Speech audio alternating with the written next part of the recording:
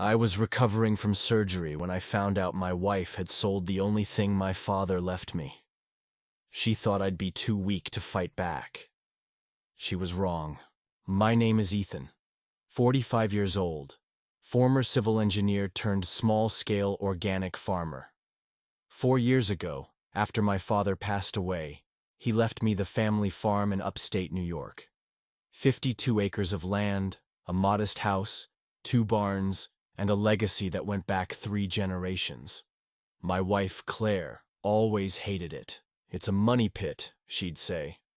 Why don't you just sell it and invest in something real? But for me, it wasn't about the money. My dad and I rebuilt that place after a fire nearly wiped it out in the 90s. Every beam, every tool, every fence post had meaning. It wasn't just land, it was blood and history. In May last year, I was hospitalized for an emergency abdominal surgery, a ruptured appendix that led to sepsis. I was unconscious for 2 days and spent another 8 in recovery. I wasn't allowed to check my phone. Claire said I needed rest, and I believed her.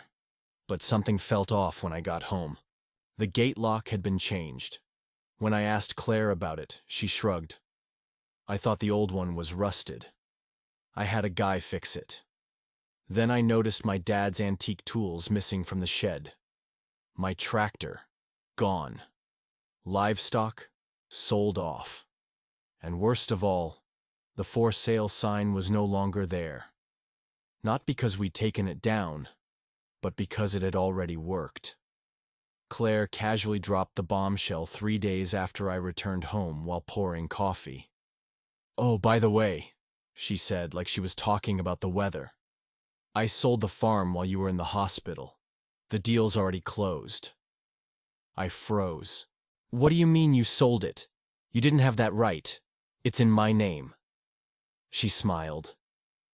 "Ethan, you gave me power of attorney before the surgery, remember? I just signed the papers. We got a great price, and I already put the deposit down for the condo in Charlotte." That's when I remembered. The POA. The day before surgery, the doctors had rushed paperwork. Claire had slipped in an extra form, and I had blindly signed it, thinking I wouldn't even make it out alive. I trusted her. I shouldn't have. What Claire didn't know was that 6 months before the surgery, I had secretly hired a lawyer to draft a will and set up a land trust. One that included a clause. Any sale of the farm without my direct consent would trigger a legal freeze. Why? Because Claire had tried to pressure me to sell the previous year. And something told me not to trust how eager she was. Turns out, my gut was right. I said nothing to Claire that day. I nodded, thanked her for the coffee, and pretended to be too weak to argue. But my mind was already racing. I called my lawyer, Carla, the same night from my truck, down the road from the farmhouse, whispering like a spy. She didn't waste time. 1 week later, Claire got a letter. The sale was legally void. The deed had been transferred into the land trust months ago, and she had no authority to sell it. The buyer, a real estate developer named Ralph Knox, had to pull out. Claire's deal collapsed. She screamed at me that night. "You lied to me. You betrayed me." I just stared at her and said, "That farm was my father's. You betrayed me the second you tried to erase him." 1 week later, Claire got a letter. The sale was legally void. The deed had been transferred into the land trust months ago, and she had no authority to sell it. The buyer, a real estate developer named Ralph Knox, had to pull out. Claire's deal collapsed. She screamed at me that night, "You lied to me. You betrayed me." I just stared at her and said, "That farm was my father's. You betrayed me the second you tried to erase him." I handed the evidence to my lawyer. Fraud, forgery, breach of fiduciary duty under POA. I filed for divorce the same week. Claire was served while at brunch with her sister. She called me sobbing. I just wanted a new life. I didn't mean to hurt you. But she had. She tried to sell my father's legacy like a used car. She saw me vulnerable, dying in a hospital bed, and made her move. She bet on me not fighting back. She lost.